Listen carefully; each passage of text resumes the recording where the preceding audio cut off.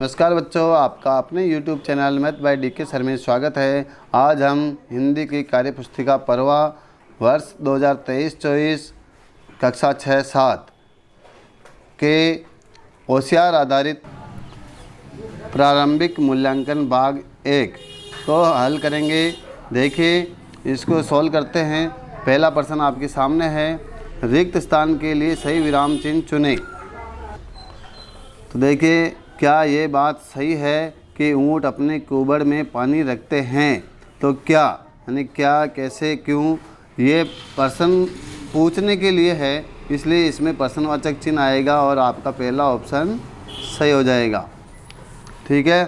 फिर देखिए, दूसरा प्रश्न आपके सामने, दुकान में कई सारे हलवाई जलेबियां और इमरतियां बना रहे हैं। इस वाक्य में एक वचन वाला शब्द कौन सा है? तो देखिए, दुकान, एक ही दुकान है। हलवाई शब्द तो एक ही, एक वचन के लिए है, लेकिन अपने प्रश्न में कई सारे हलवाई बता रखा है, इसलिए ये बहुवचन के लिए आ गया। जलेबियाँ बहुत सारी होती है, इमरतें भी बहुत सारी होती है, तो आपका पहला ऑप्शन इसमें राइट होगा। फिर तीसरा प्रश्न देखिए, अरे खाली जगह, ये तो बहुत स्वादिष्ट व्यंजन है, रिक्त स्थान के लिए उपयुक्त विराम चिन्ह बताइए। यानी कि अरे संबोधन कर रहा है, तो इसके लिए चौथा चिन्ह आपके सही आएगा, क्योंकि इसमें प्रश्नवाचक चिन्ह दे रखा है जो कि नहीं है, क्योंकि इसमें प्रश्न नहीं पूछा जा रहा है, ये किसी को संबोधन कर रहा है। ठीक है, ये पूर्ण विराम चिन्ह है। देखिए, मैं आपको सारे विराम चिन्ह बता सकता हूँ। देखिए, किताब में ये पूर्ण विराम चिन्ह है, ये अर्ध विराम चिन्ह है, ये अल्प विराम है, कोमा को अल्प विराम कहते हैं, ये प्रश्न सूचक चिन्ह है, ये विस्मय सूचक विस्मयादिबोधक, ठीक है, चिन्ह है, और ये योजक चिन्ह है, निर्देशक चिन्ह है, ये उद्धरण चिन्ह है, ये विवरण चिन्ह है, ये कोष्टक चिन्ह है, ये त्रुटिपूरक चिन्ह या हंसपद चिन्ह है, संक्षेप सूची का लाघव चिन्ह है। ठीक है, तो यहाँ अपने संबोधन विस्मयादिबोधक सूचक शब्द है कि इसमें खुशी, घृणा, दुख, करुणा, शोक, दया, विस्मय आदि भावों को प्रकट करने के लिए इस चिन्ह का प्रयोग किया जाता है। संबोधन यानी कि किसी को हम बुलाते हैं ना, उसके लिए के बाद भी इसका प्रयोग किया जाता है। तो देखिए, जैसे दे रखा, वाह कितना सुंदर पक्षी है, इसमें खुशी आ गई। अरे तुम आ गए, आश्चर्य आ गया। ओह तुम्हारे साथ तो बहुत बुरा हुआ है। ठीक है, तो ये अरे आया। देखिए, अरे के साथ कौन सा चिन्ह है? विस्मयादिबोधक चिन्ह। ठीक है, तो यहाँ कौन सा आएगा? आपके विस्मयादिबोधक चिन्ह। फिर देखिए, मैं अपने मित्र के घर पहुँचा, खाली जगह वह नहीं मिला, रिक्त स्थान के लिए उपयुक्त विराम चिन्ह बताइए। विराम का अर्थ होता है रुकना, ठहरना, है ना, तो इसमें कोमा आएगा पहला। ठीक है, अल्प विराम आएगा। फिर अगला प्रश्न, उचित विराम चिन्ह वाला संकल्प चुने। तो देखिए, अरे वाह कितना सुंदर दृश्य है, अरे वाह कितना सुंदर दृश्य है। तीसरा ऑप्शन, अरे वाह कितना सुंदर दृश्य है, अरे वाह कितना सुंदर दृश्य है। तो अभी मैंने ऊपर वाले चिन्ह में बताया था अरे वाह, तो ये विस्मयादिबोधक चिन्ह आएगा। लेकिन कितना सुंदर दृश्य है, कितना किसी से प्रश्न नहीं कर रहा है, केवल दृश्य के बारे में बता रहा है। तो प्रश्नवाचक चिन्ह में आपको क्या करना है? प्रश्न पूरा पूछ रहा हो तो ही प्रश्नवाचक चिन्ह लगाना है। ठीक है, तो इसमें ये आपका दूसरा आएगा। ठीक है, इसमें प्रश्न नहीं पूछ रहा, इसलिए पूर्ण विराम चिन्ह आएगा। फिर देखिए, रोशन की माँ बहुत स्वादिष्ट खाना बनाती है, हम सब अंगुलियां ही चाटते रह जाते हैं। इस वाक्य में पहचानने की स्वादिष्ट शब्द किसकी विशेषता बताने के लिए प्रयुक्त हुआ है? तो देखिए, स्वादिष्ट खाना बनाती है, तो खाने की विशेषता बता रही है, तो इसमें आपका दूसरा ऑप्शन राइट होगा, खाने की विशेषता बता रही है। फिर देखिए, रे एवं मैं संयुक्त व्यंजन से बने शब्द को चुनिए। देखिए, यहाँ रे के अलंत लगा हुआ है, यानी कि ये रे आधा है और मैं पूरा है। तो इसमें पहले में ऑप्शन में देखिए प्रेम, तो इसमें पे आधा है, रे पूरा है, तो ये वाला नहीं होगा। रूप में मैं है ही नहीं, तो ये होगा ही नहीं। फिर कर्म में ये रे आधा है, ये मैं पूरा है, तो ये आपका तीसरा ऑप्शन राइट होगा। मृत वाले को देखते हैं तो मृत में ये रे की मात्रा है। ठीक है, इसलिए ये नहीं होगा।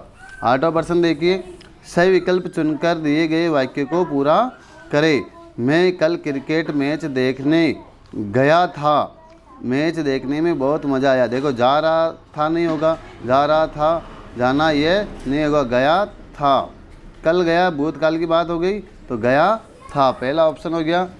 फिर 9वां प्रश्न देखिए आप, सही शब्द को 9वां प्रश्न देखिए, सही शब्द को चुनकर दिए गए वाक्य को पूरा करें। इस पुस्तकालय में बहुत सारी पुस्तकें हैं आएगी, ठीक है। पुस्तकों है नहीं आएगा, पुस्तकी है नहीं आएगा, पुस्तकें हैं, यानी बहुत सारी पुस्तकें बहुवचन है, तो ये बहुवचन का संबोधक है, इसलिए पुस्तकें आएगा। फिर 10वां प्रश्न देखिए, रिक्त स्थान के लिए उचित विकल्प चुनें। मेरे दोनों छोटे भाइयों में से एक मुझे नियमित रूप से पत्र लिखता है, तो पहला ऑप्शन आएगा लिखता है। फिर देखिए 11वां प्रश्न, दिए गए वाक्य में से संज्ञा शब्द वाला विकल्प चुनें। मैं जयपुर का रहने वाला या वाली हूँ, तो मैं संज्ञा शब्द नहीं होता। संज्ञा क्या होते हैं, किसी व्यक्ति वस्तु स्थान के नाम को संज्ञा कहते हैं। तो यहाँ स्थान जयपुर का नाम है, तो जयपुर में संज्ञा है। 12वां प्रश्न, रिया ने हमें खूब सारी मिठाइयाँ खिलाई।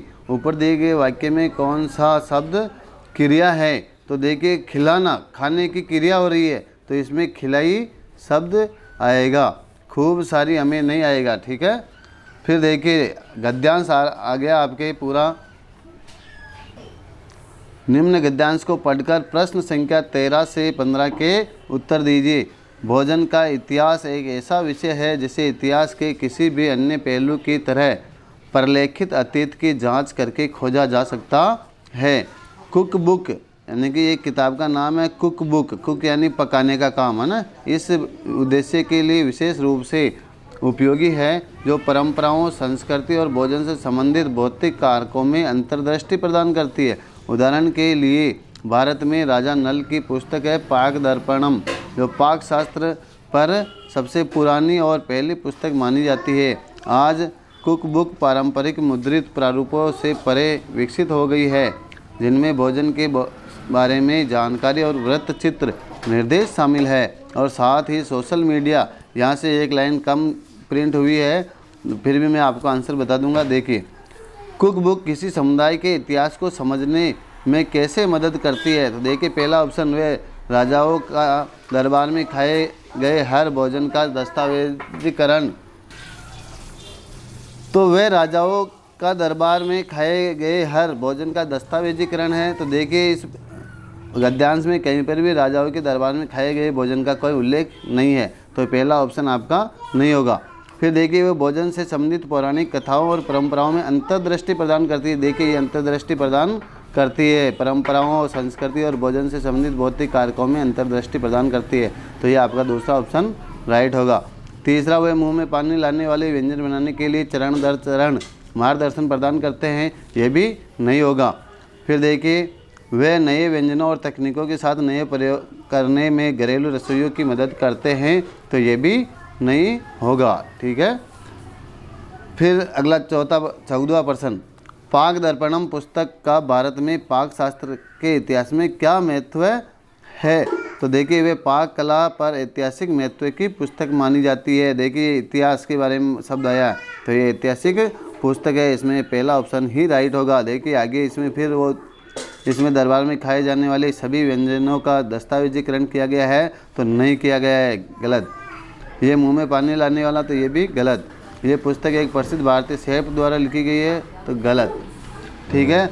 अब लास्ट प्रश्न आपके सामने, गद्यांश के अनुसार पाक शास्त्र की किताबों के विकास में सोशल मीडिया की क्या भूमिका है, तो देखिए बच्चों, पहला, सोशल मीडिया ने पारंपरिक प्रिंटेड कुक बुक की जगह ले ली है, जो नहीं ली है, ठीक है, क्योंकि सोशल मीडिया भी कुक बुक का सहारा लेती है।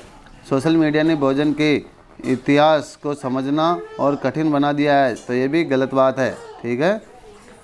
सोशल मीडिया के कारण पारंपरिक मुद्रित रसोई की किताबों की लोकप्रियता में गिरावट आई है, नहीं आई है, गलत। सोशल मीडिया ने पारंपरिक प्रिंटेड कुक बुक से होने वाले कार्य को सरल और बेहतर बना दिया है, ये राइट है।